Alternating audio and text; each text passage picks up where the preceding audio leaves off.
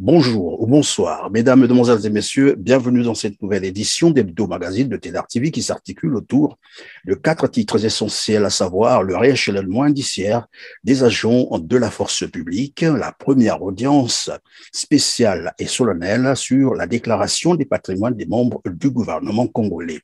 Nous parlerons également du lancement de l'opération Coup de poing sur la campagne de vaccination obligatoire contre la COVID-19 au Congo-Brazzaville et bien entendu de l'appel lancé par le Centre d'action pour le développement local quant à la mise en place d'une commission d'enquête indépendante sur les victimes du coup d'État constitutionnel de 2015. Voilà pour l'essentiel des titres, mesdames, mesdemoiselles et messieurs. Merci à ceux qui viennent de nous rejoindre. À la présentation de cet hebdo magazine, Christian Perrin.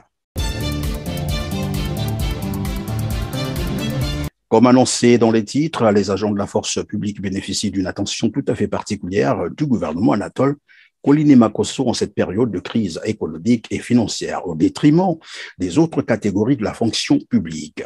Leur indice salarial va connaître une augmentation. Le décret relatif a été rendu public le 29 septembre dernier. C'est un reportage de Georges Gobin. Le Congo de l'empereur continue à cultiver à la perfection l'art du paradoxe et de la démesure. En effet, dans un contexte de crise prononcée, avec pour conséquence jusqu'à 37 mois de salaire, de pension et de bourse d'études impayées, des agents de la force de l'ordre, des militaires, voire des magistrats du régime, jubilent et dansent leur tango. Il y a une bonne raison à cela. La grille indiciaire de ces enfants mal intentionnellement gâtés de la République, visés de corruption oblige, n'arrête plus de brandir ses couleurs chatoyantes tellement que les échelons, les galons et les grades gagnés n'arrêtent pas de fluctuer avec une célérité déconcertante pour un esprit rangé.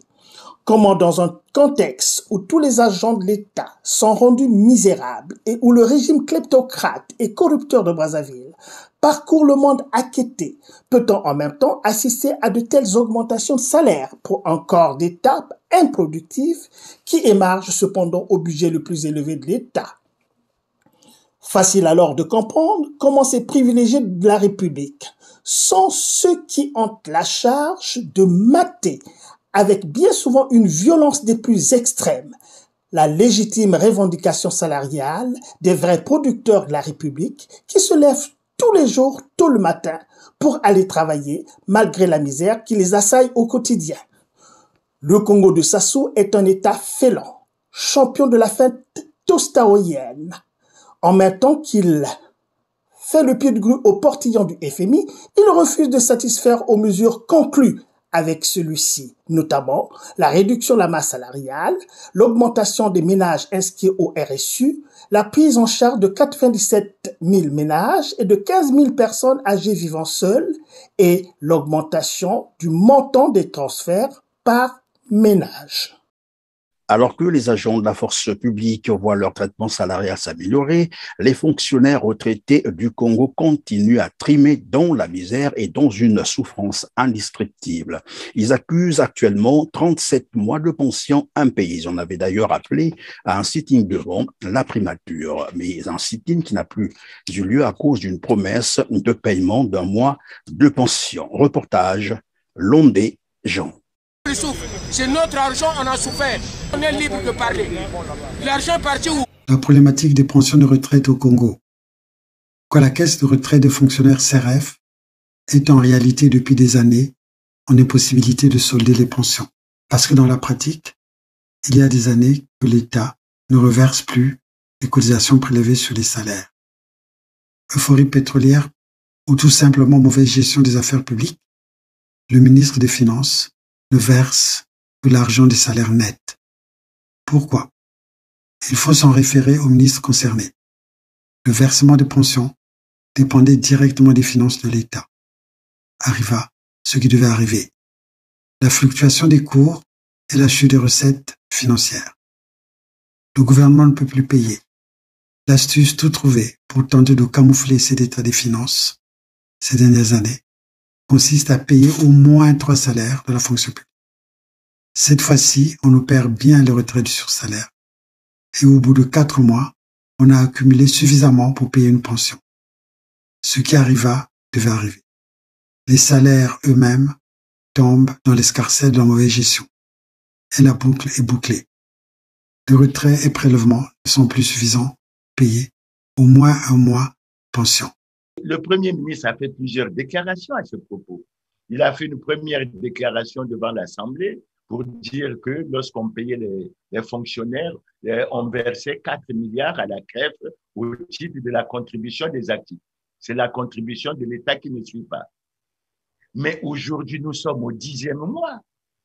Et nous ne comprenons pas qu'au 10e mois, après avoir versé 4 milliards chaque mois, qu'on n'arrive pas à nous payer au moins 3 mois de pension. Je vous assure qu'on pousse les retraités au suicide. Attention, sans compter le fait des malversations commanditées dans l'impunité totale, qui ont fait que la caisse soit vide. Le montant proclamé des pensions CRF est de 11 milliards par mois.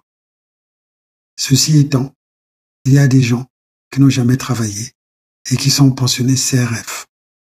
Donc, total. Si les contrôles successifs se déroulaient avec la rigueur qui convient, on aurait débusqué ces fraudeurs. N'empêche que le bruit a couru il y a peu, que l'actuel ministre des Finances a tenté d'y voir clair. Quoi faisant? J'ignore les actions qu'il a mises en pratique pour ça. Finalement, le bruit a couru que la masse réelle des pensions ne serait que de 8 milliards. À chacun d'imaginer les différents scénarios pour suivre et comprendre. À partir du 30 novembre 2021, les Congolais seront soumis au pass sanitaire, un document nécessaire pour avoir accès au transport en commun entre les grandes agglomérations, mais aussi dans les administrations publiques et privées. Ainsi, une opération coup de poing a été lancée sur la campagne de vaccination contre la COVID-19 au Congo-Brazzaville. Reportage. On se rend compte que la chose devient très compliquée. Faut-il repartir au confinement? On dit non. Celui qui n'est pas vacciné reste chez lui. Il reste chez lui. À partir du 30 novembre 2021, les Congolais devront se munir d'un pass sanitaire, un document qui servira de preuve de vaccination contre la COVID-19, condition sine qua non pour tous les déplacements dans les grandes agglomérations du Congo et d'accès dans les administrations publiques et privées. Pour renforcer la campagne de vaccination contre la COVID-19 au Congo-Brazzaville, une opération coup de poing a été lancée lundi 19 octobre 2021 par le Premier ministre congolais Anatole Koliné Makosso. L'objectif étant d'atteindre un chiffre hebdomadaire d'environ 60 000 nouvelles injections de doses de vaccin pour une couverture vaccinale de 30% d'ici à la fin de décembre 2021 et 60% le premier semestre 2022. Les laboratoires qui fabriquent les vaccins, peu importe lequel, que ce soit AstraZeneca, Moderna ou Johnson & Johnson, tous ces laboratoires vendent leurs vaccins 3 fois plus cher en Afrique que dans les grandes puissances. Si on ajoute encore des problèmes logistiques et techniques, parce que pour le moment, ces vaccins sont conservés dans des super congélateurs, puisque les congélateurs que nous avons jusque-là ne permettent pas de bien conserver ces vaccins-là. Donc, techniquement, quand on regarde les données scientifiques aujourd'hui, comment l'État congolais, comment le gouvernement congolais fait pour avoir les 60 000 doses? C'est aussi ça que je trouve dommage, puisque la conséquence, c'est quoi? Mais c'est ça qui alimente la crainte de ces vaccins-là. Et qui a vu une image d'un laboratoire où sont conservées les doses. Des chiffres qui paraissent invraisemblables au regard des informations de l'OMS qui affirment que 2 pays africains seulement atteignent 5% de la population vaccinée. Mais mieux, comment le gouvernement congolais entend-il se procurer 60 000 doses par semaine en pleine crise économique et financière? Dans l'hypothèse où ces injections sont des dons, à qui incombe la responsabilité des effets secondaires ou des complications le cas échéant? Autant de questions qui préoccupent les Congolais. Une expérience médicale grandeur nature qui va démarrer d'ici là, mais qui ne semble pas susciter l'adhésion de la majorité des Congolais qui y dénoncent le manque d'informations et de transparence sur la nature et la fiabilité des vaccins qui leur sont proposés. Rappelons que certains vaccins proposés aux Congolais ne sont pas reconnus ni validés dans d'autres pays. L'actualité congolaise a été également marquée par la première audience spéciale et solennelle sur la déclaration des patrimoines des membres du gouvernement congolais le lundi 25 octobre 2021. Déclaration qui intervient 3 mois après les délais fixés par la Constitution congolaise. À ce sujet, je vous propose d'écouter Clément Mirassa, en sa qualité bien entendu, du président de la Fédération d'opposition congolaise. Il est dit clairement que cette déclaration doit se faire au moment de la prise de fonction. On a pris une loi, soi-disant un texte d'application. Et là, on s'est arrangé à ne pas être conforme à la Constitution. On a essayé de dire que c'est 3 mois après la prise de fonction. Et le Premier ministre, quand il a fait sa déclaration, a bien reconnu qu'il avait fait sa déclaration le 18 mai, et qu'il avait pris ses fonctions le 18 mai, et qu'il allait, dans les 3 mois qui suivaient, faire sa déclaration. Et curieusement, lorsqu'il a fait une conférence de presse après le 2e séminaire gouvernemental, j'ai été ahuri et surpris d'entendre le Premier ministre dire que les 3 mois couraient à partir de la saisine du président de la Cour suprême. C'est très grave. La Cour suprême, c'est la plus haute juridiction du pays. Et si la Cour suprême se permet de faire une interprétation du droit qui n'est pas collée à la réalité, je vous dirais que le Congo, une nouvelle fois, donne la preuve de ce qu'il va mal et très mal. Le Premier ministre devait faire, et son gouvernement devait faire les déclarations de patrimoine au plus tard le 18 août, puisque Thierry Mongala a décompté les mois, c'est le 13 août. Mais ils le font maintenant. C'est-à-dire, au lieu de respecter les 3 mois, ils font 5 mois après. Est-ce que c'est conforme au droit? Et ça pose une question. Est-ce que le contenu de ces déclarations est fiable? Est-ce qu'il est crédible? D'autant que dans la procédure que nous avons adoptée au Congo, qui n'est pas une procédure transparente, je dois le dire, ces déclarations sont mises dans une enveloppe scellée, gardées dans un coffre-fort, et on attend le moment où vous saisirez vos fonctions pour travailler là-dessus. Alors que dans des pays comme le Burkina Faso et autres, les déclarations doivent être suivies régulièrement par une structure indépendante pour vérifier d'abord si vos déclarations sont justes. Parce qu'aujourd'hui, la question que je me pose, ceux qui ont essayé de cacher l'argent dans les Panama Papers, ceux qui ont des immeubles à travers le monde ici et là, est-ce que cela va apparaître? Et nous, les Congolais, nous le saurons comment? Bref, on dit vaut mieux tard que jamais, mais sur la question du droit, il n'y a pas de vaut mieux tard que jamais. La déclaration du patrimoine qui se fait aujourd'hui se fait en dehors des dispositions constitutionnelles et en dehors des lois et règlements de la République. Et la question que je me pose, je ne suis pas au palais, au tribunal, etc. La question que je me pose, comment régler le problème du président de la République, puisque tout le monde sait que le président de la République a prêté à chaque fois le serment de respecter et de faire respecter la Constitution. Est-ce que le président de la République qui a prêté le serment pour ce mandat le 16 avril 2021, est-ce qu'il a déjà fait sa déclaration? Et si ce n'est pas fait dans les délais, que doit-on considérer? Clément Mirassa, que vous suivrez en interview intégrale à la fin de cet hebdo magazine.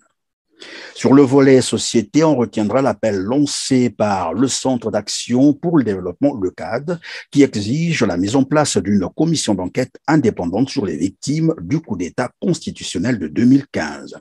Une recommandation qui fait suite à la 6e année de commémoration des victimes du référendum d'octobre 2015 au Congo-Brazzaville. Un reportage.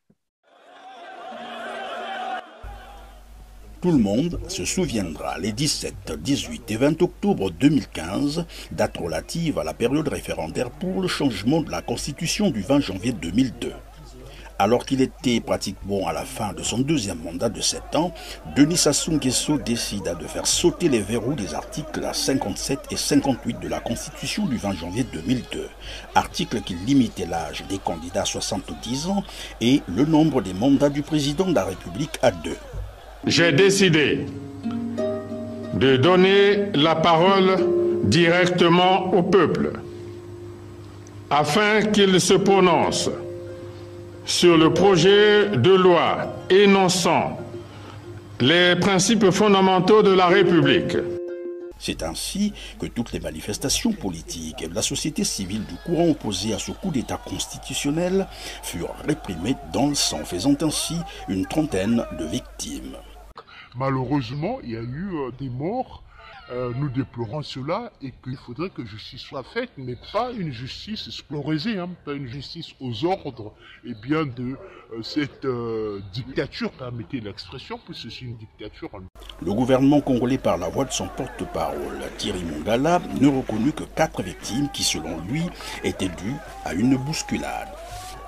Une version contestée par plusieurs organisations non gouvernementales, parmi lesquelles le Centre d'action pour le développement, le CAD, qui réclame 6 ans après ces crimes contre l'humanité, l'ouverture d'une enquête indépendante afin que justice soit faite pour les victimes du référendum de 2015. Demandons la mise en place urgente de cette commission d'enquête indépendante qui sera chargée de faire la lumière sur les graves violations des droits humains que nous avons connues en 2015 en lien avec le changement de la Constitution. Une autre recommandation consistait à se tourner vers la justice internationale au cas où cette commission d'enquête n'était pas mise en œuvre.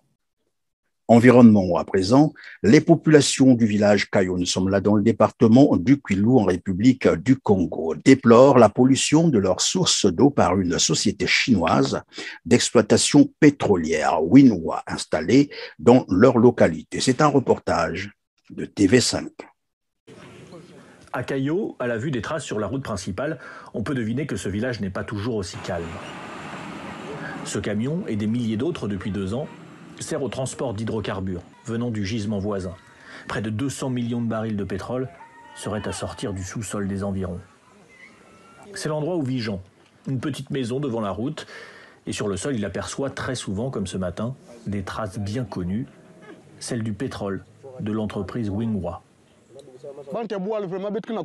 Nous souffrons vraiment à cause de Winwa. Regarde ce qu'ils nous mettent dans la rue. Tout ceci, dès qu'il pleut, ça descend jusque dans nos rivières. Et elles sont polluées. Et nous ne savons plus comment nous allons vivre dans ce village. Les enfants boivent de l'eau de la rivière. Comment allons-nous faire? On va tous être malades. À quelques kilomètres de là, c'est la rivière Sabi, une source d'eau pour les 5 villages alentours. Un point de rencontre aussi pour les populations. Les enfants sont toujours là, mais l'ambiance de la rivière a bien changé. Cette eau, si tu te laves avec, attends-toi à avoir des démangeaisons sur tout le corps et la gale. Si tu n'es pas propre, on dira même que tu as le sida. Et pourtant, depuis notre enfance, on se lavait avec cette eau. C'est seulement depuis l'arrivée des entreprises pétrolières que tout a changé. Et on souffre maintenant. La malédiction du pétrole a touché cette région au nord de Pointe-Noire. Nous n'avons pas pu entrer dans le site de production, ni obtenir d'interview auprès des dirigeants de l'entreprise. Mais nous avons reçu des vidéos. Un homme à l'intérieur du site, un lanceur d'alerte, il nous montre les fuites de pétrole. Regardez comment est-ce que la zone est devenue polluée. Ça descend comme ça. Et ça va en bas là-bas, et là-bas il y a l'eau. Il y a une rivière là-bas. Puis tous les dégâts sur la zone. Regardez comment l'eau là, vous voyez la couleur de l'eau là, ça veut dire que c'est la couleur de l'eau usée que vous avez vu, le bout de sable. Regardez comment l'eau est noire là. Ça sort de là-bas. Donc quand ça ruisselle là-bas, ça vient jusqu'ici. C'est pas normal. Ces vidéos, Destin Gavet, un homme politique d'opposition, les regarde avec tristesse. Il connaît bien Winwa. Il a travaillé pour la compagnie pendant 1 an et demi comme chef de production. les conditions de travail, le matériel utilisé, c'est un matériel digne du XVe siècle.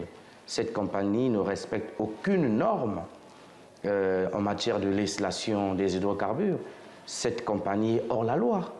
Dans un pays sérieux, cette compagnie, on devait leur retirer ce permis. Parce que sur le plan environnemental, c'est de la catastrophe. Wingwa est associé aujourd'hui à la Société nationale des pétroles du Congo. Les Chinois détiennent 85% du gisement de Bangakayo. Les autorités du pays n'ont pas voulu répondre à nos questions pour l'instant. Quant aux habitants, personne ne veut vraiment les écouter. Quand on parle aux Chinois, ils disent d'appeler le président. Il n'y a que lui qui peut leur parler. Mais nous, comment allons-nous faire pour parler à l'État ? Si on manifeste et qu'on ferme les routes ou qu'on bloque les camions, on sait tous que la compagnie, c'est une société pétrolière et que le Congo dépend du pétrole. Alors l'État va nous envoyer des militaires. On va souffrir ici. C'est pour ça qu'on se maîtrise. Et pourtant, les ouvriers de la compagnie vont bientôt se lever. Pour dénoncer les conditions de travail, un appel à la grève générale a été lancé pour la semaine prochaine. Environnement toujours, la conférence de Glasgow 2021 sur les changements climatiques ouvre ses portes le 31 octobre 2021. L'objectif de la COP26 sera de limiter le réchauffement climatique à un niveau inférieur à 2 degrés Celsius, de préférence à 1,5 degrés Celsius par rapport au niveau pré-industriel.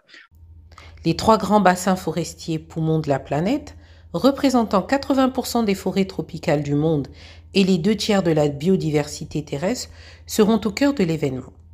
Il s'agit de l'Amazonie en Amérique, du bassin du Congo en Afrique et du bassin du Bornéo-Mékong en Asie. Rappelons que les accords de Paris sur le climat adoptés en 2015 recommandent la limitation du réchauffement climatique à 1,5 degré Celsius d'ici à 2100. L'Afrique évaluera la place du fond bleu dans la préservation des forêts tropicales et la maîtrise du dérèglement climatique dans le bassin du Congo, qui nourrit et abrite plus de 75 millions de personnes, tout en jouant un rôle déterminant dans l'absorption du carbone et la régulation du climat mondial. Menacé par une exploitation massive de ces forêts et des projets d'exploitation des hydrocarbures dans ses tourbières et mines, le bassin du Congo a perdu 6% de sa surface forestière. Et si rien n'est fait, il pourrait disparaître de la carte à la fin du siècle. Le docteur Jonathan Pershing, envoyé spécial adjoint du président Joe Biden des États-Unis d'Amérique pour le climat, a rencontré Denis Sassou Nguesso qui préside le Fonds bleu le 4 octobre 2021 à Brazzaville, avant de traverser en RDC qui abrite 62% des forêts du bassin du Congo. En difficulté diplomatique, le dictateur Sassou Nguesso sera à Glasgow où il évoquera le Fonds bleu pour le bassin du Congo et négociera un tête-à-tête avec le président Joe Biden en marge du sommet. Pour rappel, le Fonds bleu est un instrument financier de la Commission climat du bassin du Congo, porté par 17 pays africains. Il a été initié lors de la COP22 au Maroc par M. Jean-Yves Olivier, président de la Fondation Brazzaville, lobbyiste et conseiller occulte du dictateur Sassou Nguesso, ayant fait fortune dans l'extraction des matières premières et aussi soupçonné de trafic d'armes. Souvenons-nous qu'en août 2019, pour forcer la main à la communauté internationale, le dictateur Sassou Nguesso avait annoncé avec fracas la prétendue découverte d'une réserve pétrolière dénommée Ngoki, découverte par PEPA, société contrôlée par un membre du clan, Wilfried Etoka. Pourtant, Denis Sassou Nguesso s'est autoproclamé protecteur de cette zone. Or, en accordant ce permis d'exploration, Denis Sassou Nguesso est allé à l'encontre de ses engagements internationaux, ce qui constitue un risque pouvant entraîner des émissions de CO2 susceptibles de faire augmenter la température de la planète de 3 à 4 degrés Celsius. Une véritable bombe climatique selon Global Witness. La société civile congolaise est vent debout contre la personnification du Fonds bleu, présentée malicieusement comme cadre de collaboration multinationale visant à promouvoir le respect de l'environnement et la paix dans tout le bassin du Congo par le dictateur Sassou Nguesso, alors qu'il maltraite ses populations et détruit l'environnement.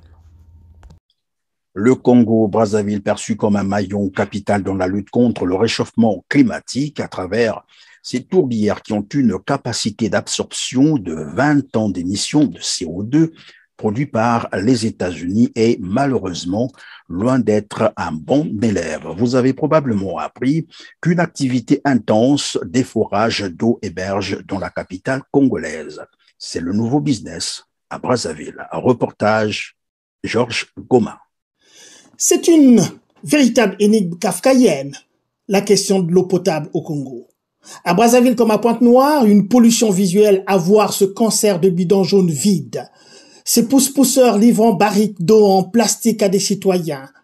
Ces petits vendeurs à la sauvette de sachets d'eau. Des robinets monuments rouillés faisant échapper des fois du liquide jaunâtre. Ouais, ça c'est le Congo Brazzaville. Ah bah Congo précisément. Regardez l'eau qui coule. Est-ce que c'est vraiment normal? Allons-y seulement, le Congo Brazzaville. Mais ça c'est la mort, ça c'est la mort. Hein mes frères? L'eau qui sort du robinet de la SNDE. C'est incroyable ça. Voilà, c'est de l'eau qu'on doit boire. Pas possible.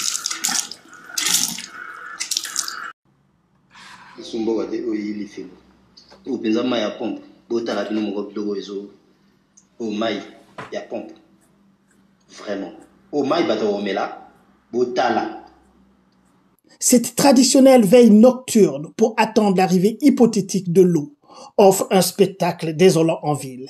Les populations rurales, pire encore, sont dans la même galère car confrontées à la mauvaise qualité de l'eau et à l'éloignement des points d'approvisionnement. C'est quoi le problème? L'hydrologie congolaise est pourtant très généreuse. Eau de surface et eau souterraine, un pays irrigué par l'un des plus grands fleuves du monde, ainsi que par de nombreuses rivières. En plus de cela, une pluviométrie à faire pâlir de jalousie des pays sahéliens comme le Burkina Faso. Là-bas, au moins, l'eau invisible en surface est présente dans les robinets. Allez au Burkina Faso, ils n'ont de l'eau nulle part. Mais il n'y a de l'eau que dans les robinets. C'est assez curieux ça.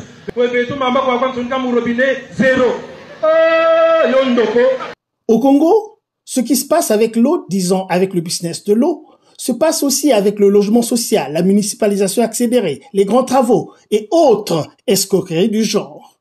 Une camarilla rodée et incontrôlée s'est constituée avec une impressionnante culture du détournement des fonds publics. Des projets faramineux tels que les 4000 forages en milieu rural avec le Brésilien Dasperbras sont un échec cuisant et consommés sans complexe. Beaucoup d'autres projets urbains connaissent la même infortune. Le Congo des 40 ans de pouvoir sans partage de Denis Sassou Nguesso est assurément une imposture.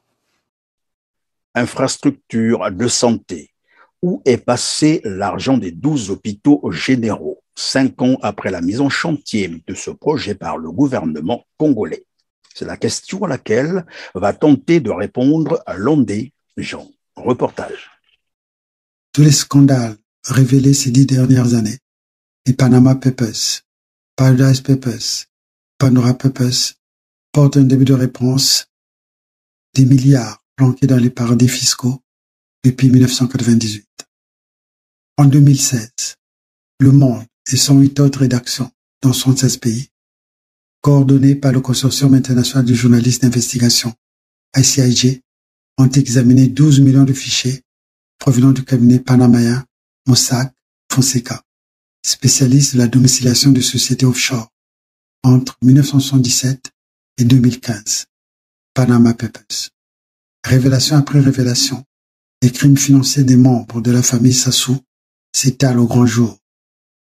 Lucien Ibata, l'un des intermédiaires, est un homme d'affaires à la tête d'Orient Group SA.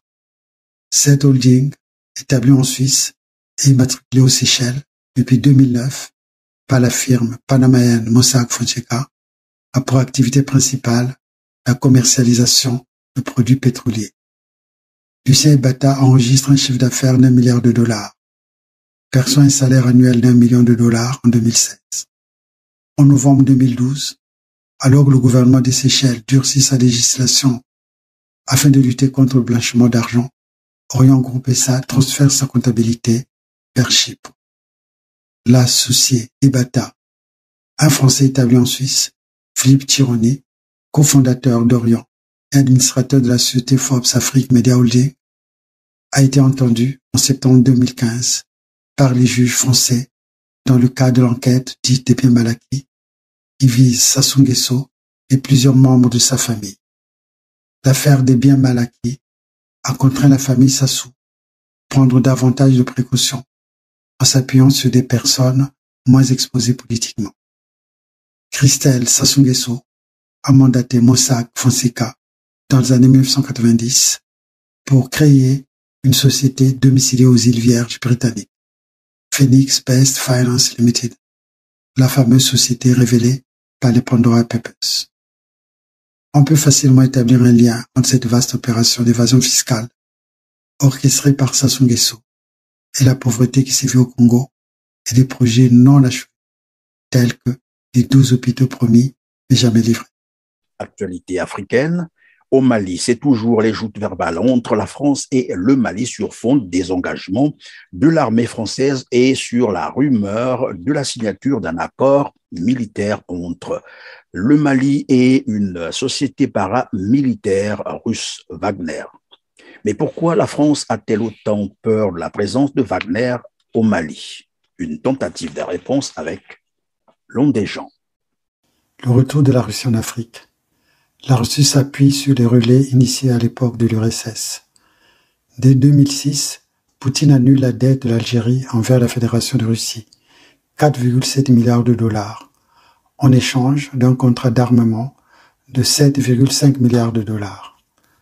2 ans après, c'est en Libye que la dette est annulée contre un contrat ferroviaire et des facilités d'installation pour Gazprom, le géant russe du secteur gazier.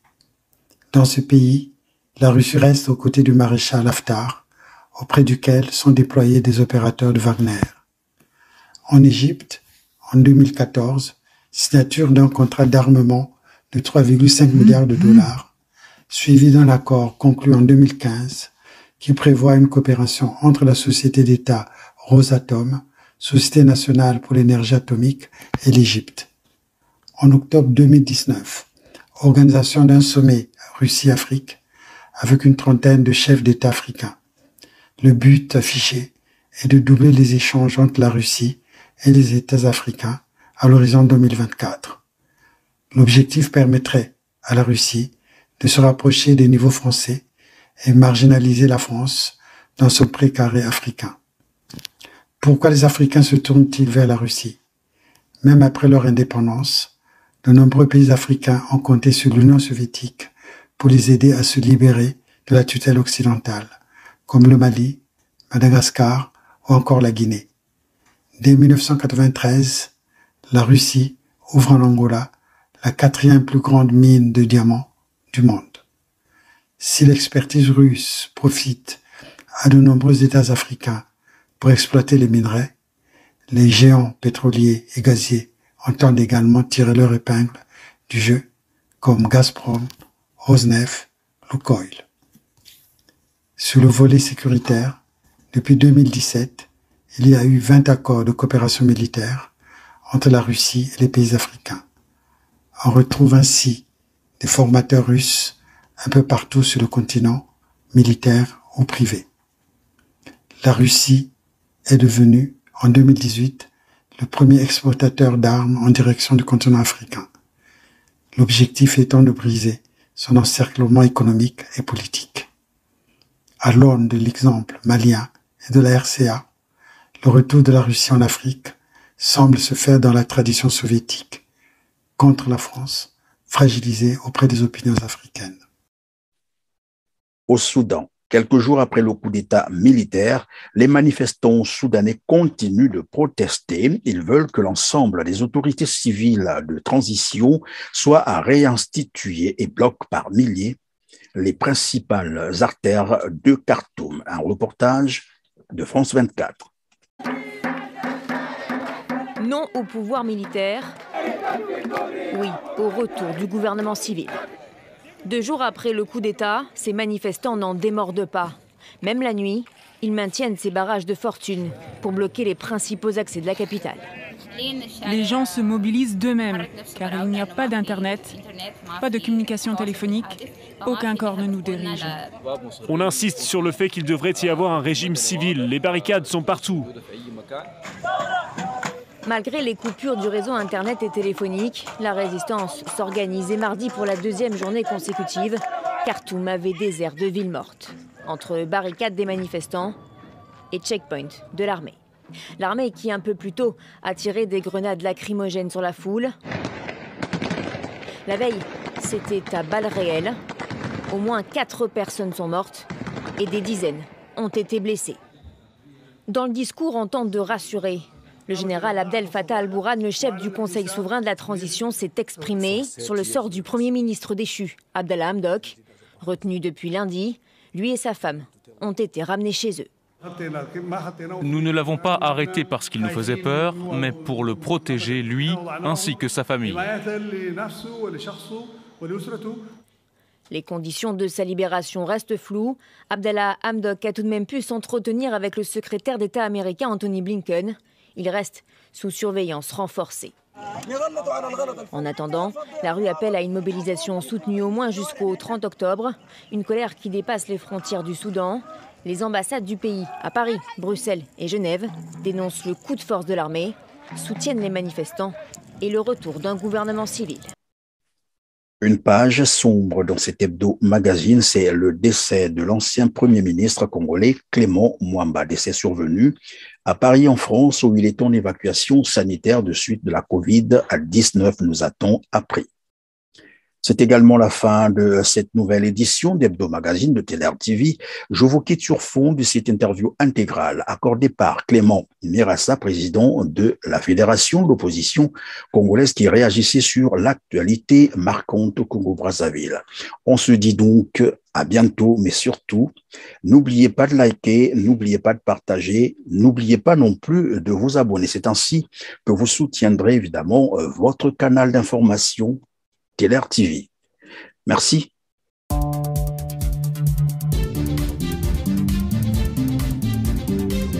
Il faut préciser qu'en 2021, nous n'avons touché que 2 pensions sur les 12 auxquelles on devrait pratiquement prétendre.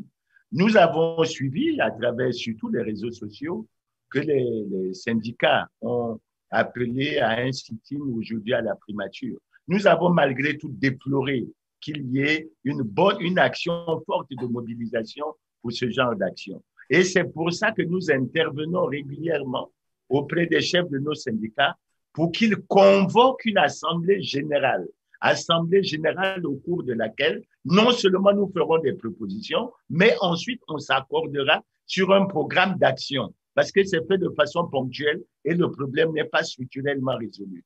Monsieur Christian Perrin, je peux vous dire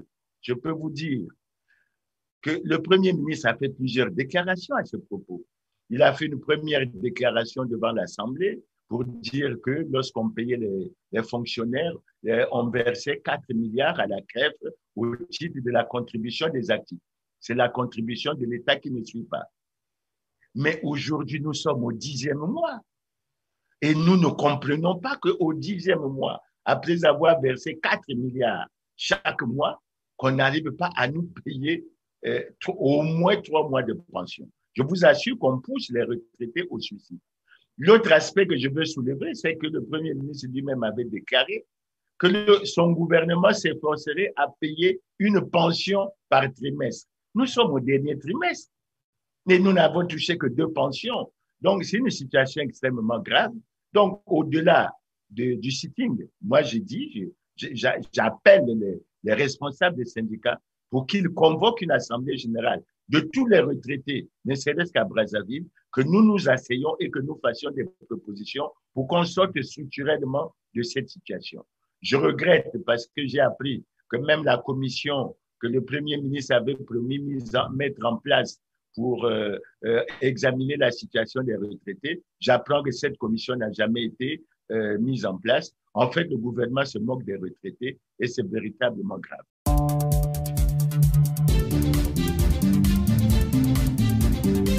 Je suis très touché par cette démarche D'abord, je dirais franchement qu'il faut reconnaître que la déclaration du patrimoine est un véritable casse-tête pour les acteurs politiques congolais. Il y a un manque de volonté manifeste de faire la déclaration, même si les Congolais sont convaincus qu'ils se sont enrichis énormément. Personne ne peut le contester, puisqu'aujourd'hui, on sait qu'il y a 6 Congolais qui possèdent 5 500 milliards à travers les Panama Papers. Il y a l'affaire des Pandora Papers, etc. Donc, on se rend bien compte qu'il y a un manque de volonté, parce que ce qu'il faut noter dans l'affaire, la déclaration du patrimoine existait déjà dans la Constitution de 1992. Et une fois qu'il y a eu ce qu'on appelle ici la guerre du 5 juin 1997, il était prévu une transition de 3 ans qui a finalement fait 5 ans. Au bout de ces 5 ans, on a adopté une constitution. Et dans cette constitution, il y a un article 48 qui dit bien que tout élu ou tout citoyen nommé à une haute fonction publique doit déclarer son patrimoine. Encore que dans la constitution de 2002, il était clair que si vous ne respectez pas cette obligation, en fait, ça menait à votre déchéance. Ça n'a jamais été appliqué parce que personne ne l'a jamais fait. La raison fallacieuse qu'ils ont trouvée, c'était de dire qu'il n'y a jamais eu de texte d'application. Mais ces textes d'application devaient être pris pendant la période de transition, qui au lieu de durer 3 ans, en a duré 5. Ça veut dire qu'il y avait mauvaise volonté. Ensuite, on a eu 2 mandats de 7 ans. 2 mandats de 7 ans. 2002, 2009, 2009, 2016. Et malgré ça, il n'y a jamais eu de... Mais en fait, c'était quoi? Ça s'explique tout simplement parce que les gouverneurs avaient besoin, à travers la corruption, à travers les détournements de fonds, de faire un trésor de guerre qu'ils cachent, qu'ils dissimulent, pour lesquels ils organisent une évasion fiscale. Alors, quand on arrive à ce qui se passe aujourd'hui, je crois que la première personne à plaindre, c'est le Premier ministre. Monsieur le Premier ministre a présenté un programme d'action gouvernementale où il parle de la restauration de l'autorité de l'État, où il parle de la restauration de l'État de droit. Monsieur le Premier ministre, où est cet État de droit? Où est cette autorité de l'État? Parce que quand vous prenez la Constitution, il est dit clairement que cette déclaration doit se faire au moment de la prise de fonction. On a pris une loi, soi-disant un texte d'application. Et là, on s'est arrangé à ne pas être conforme à la Constitution. On a essayé de dire que c'est 3 mois après la prise de fonction. Et le Premier ministre, quand il a fait sa déclaration, a bien reconnu qu'il avait fait sa déclaration le 18 mai, et qu'il avait pris ses fonctions le 18 mai, et qu'il allait, dans les 3 mois qui suivaient, faire sa déclaration.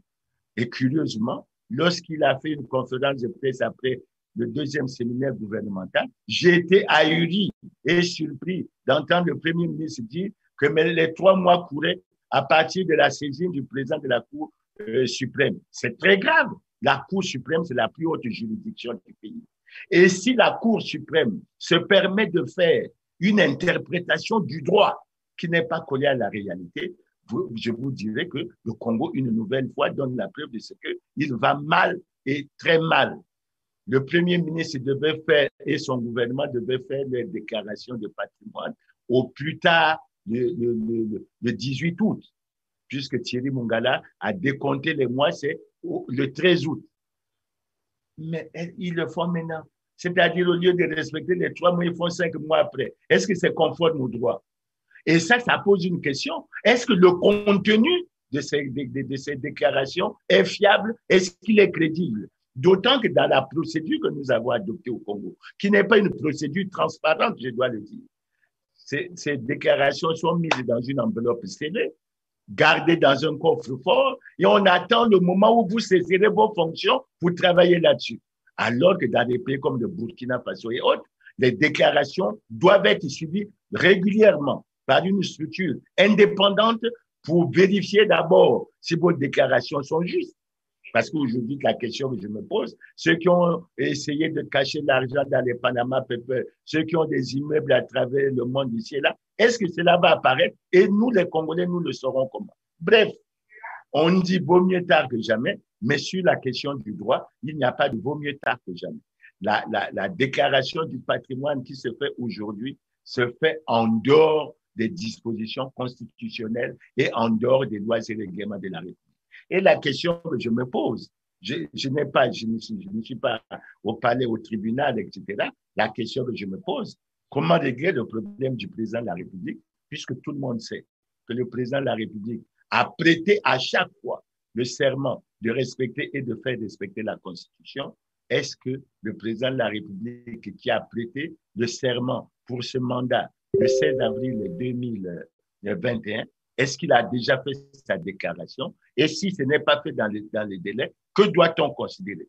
N'oubliez pas qu'il faut signaler que le premier président de la Cour suprême est curieusement le président de la commission électorale, enfin, soi-disant indépendante. Mais en fait, c'est lui qui s'occupe de l'organisation des élections, pour lesquelles nous disons que depuis 2002, aucune élection libre, démocratique et transparente n'a été organisée dans le pays. Donc, voilà l'appréciation que j'ai.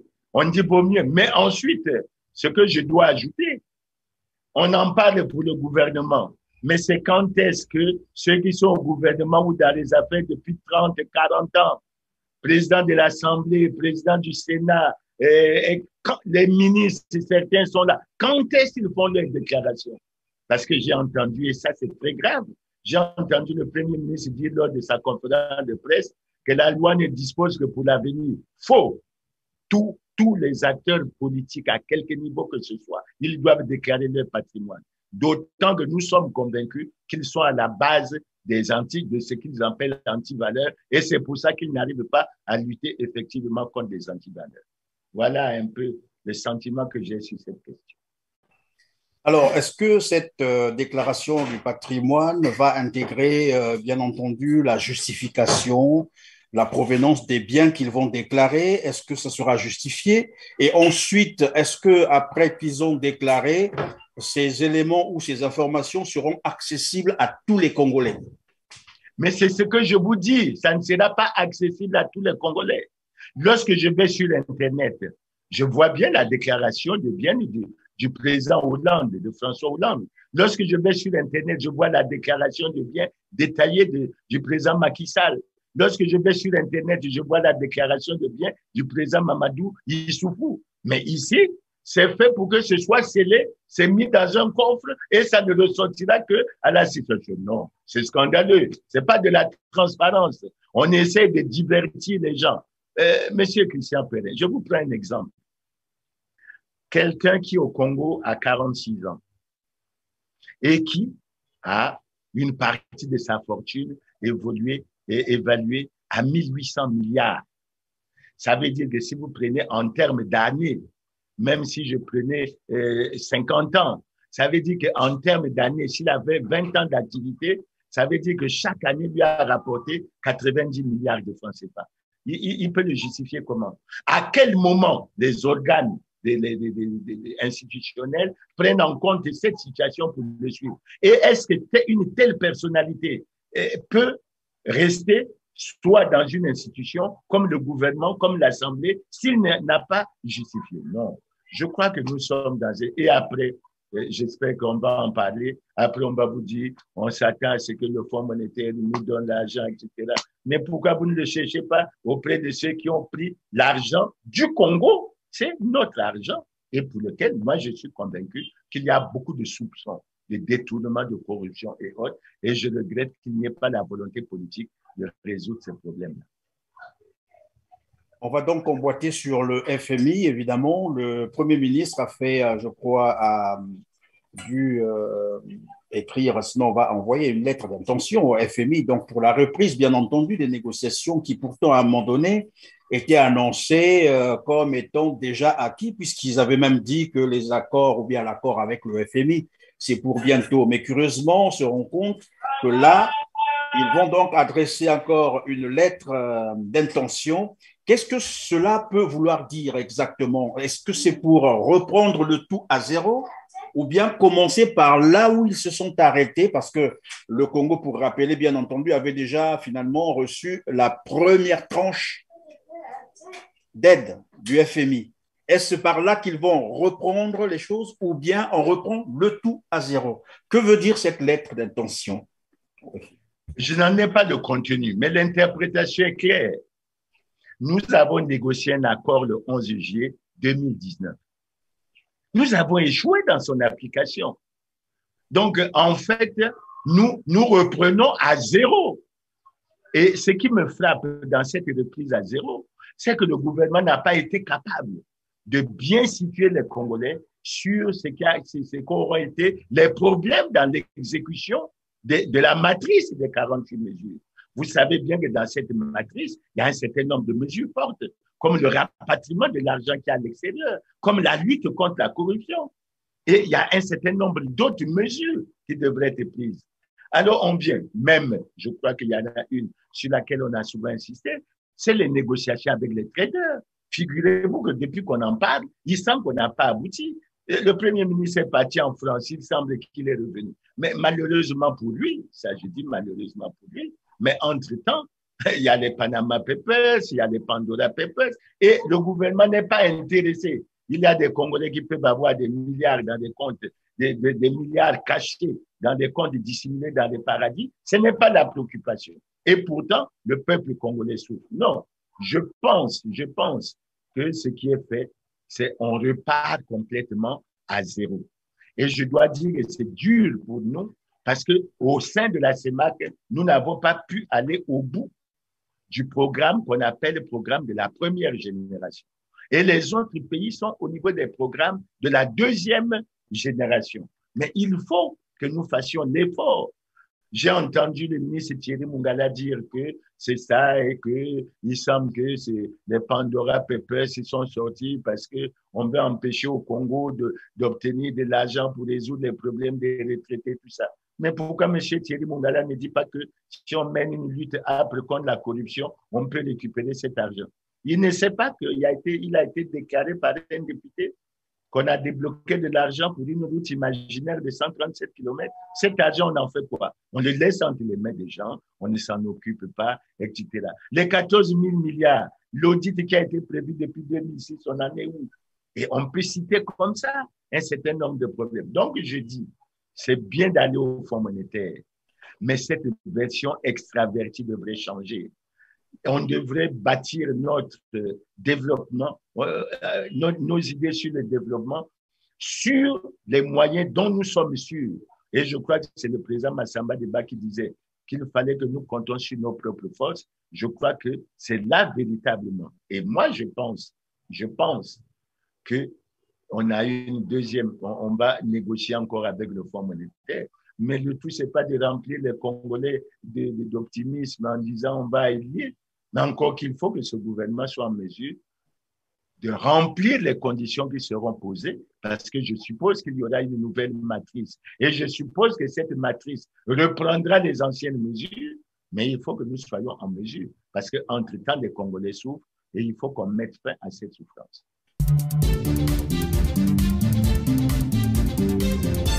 Je ne sais pas si je me trompe, mais je pense sérieusement que c'est l'effet Doumbouya en Guinée. Vous savez bien que le colonel Doumbouya était un homme de confiance du président Alpha Condé et qu'il a fini par le déposer. Et je crois qu'au niveau des gouvernants, il a commencé à avoir comme des idées comme ça, comme une certaine crainte de ce que dans les rangs de l'armée, il y ait un certain nombre d'attitudes des uns des autres pour essayer de faire un peu ce que le colonel Doumbouya a fait. Maintenant, quand on revient à l'analyse que vous faites, les retraités se battent depuis plusieurs années sur plusieurs problèmes. Le premier problème, c'est celui qu'on évoque, celui des 37 mois d'arriérés de pension. Mais il y a un autre problème, c'est celui de l'alignement du calcul du point d'indice des retraités au lieu que ce soit 160 à 300, c'est-à-dire une réelle revalorisation de la pension. On ne le fait pas et on apprend que le problème est résolu au niveau de l'armée. Est-ce qu'il est normal qu'on résolve le problème pour une partie, parce que c'est la fonction publique? Est-ce qu'on peut résoudre un problème comme ça pour une partie de la fonction publique sans l'étendre à toute la fonction publique? Ça, c'est le premier point. Le deuxième point, quand j'ai relu la matrice faite avec le Fonds monétaire, j'ai cru comprendre que l'une des mesures qui avait été envisagée, c'est celle de la réduction de la masse salariale par rapport au PIB. En le faisant, est-ce qu'on réduit cette masse salariale ou on la revalorise? Si on la revalorise, qu'est-ce qu'on fait? Troisième problème, il y a des structures où les travailleurs ont parfois 40 à 50 mois sans salaire. Et au lieu de résoudre ces problèmes, voilà qu'on va augmenter ceux qui avaient déjà. Donc, vous voyez bien que du point de vue du caractère égalitaire, du point de vue de la justice sociale, ça pose un problème réel. Je ne terminerai pas sur les étudiants. J'ai vu un avis sur les réseaux sociaux comme quoi on paye les étudiants pour, je ne sais pas, 2 ou 3 trimestres de 2018. Mais nous sommes en 2021. Comment ils font ces étudiants pour vivre? Et pourquoi on n'accorde pas cette attention? Alors, je suis surpris qu'on ait cette démarche. Et je vous assure, ce qui me surprend, c'est le côté sourd du gouvernement. Parce qu'on leur dit, réduisez le train de vie de l'État. Mais nous, quand je parle du train de vie de l'État, je vois qu'un ministre d'État, au lieu de gagner 15 millions, il pourrait gagner 7 500 000 francs. Et s'il gagne 7 500 000 francs, il peut bien vivre au Congo. Parce que les derniers salaires, les salaires les plus hauts, même dans la grille des militaires qui viennent d'être revus, si j'écarte les généraux, les salaires ils sont généralement en deçà de 1 million de francs. Quant à la fonction publique, c'est très, très en deçà d'1 million de francs. Est-ce que c'est difficile, à mon avis, sur tous ceux qui ont rang de ministres, qui sont des ministres d'État, et j'ai fait une déclaration où je souhaitais savoir, parce que c'est important pour moi, quel est le salaire, le traitement du président de la République. Là aussi, donc il faut que ça soit transparent et il faut qu'on aille à une véritable réduction du train de vie de l'État. Ce n'est pas le cas et il n'est pas bon par rapport à l'article 15 de notre Constitution qui dit que tous les Congolais sont égaux devant la loi et personne ne doit être avantagé ou quoi. Je crois que là, nous violons également cette disposition. J'espère que le gouvernement qui certainement a une cagnotte, mais si cette cagnotte existait, pourquoi font-ils souffrir les retraités? Pourquoi font-ils souffrir les étudiants? Pourquoi font-ils souffrir d'autres catégories de travailleurs qui accumulent et accumulent plusieurs mois d'arriérés de salaire? Donc, j'ai été surpris par cette décision et je trouve qu'elle est inégalitaire. Elle ne se justifie pas. Ce n'est pas une preuve de justice sociale.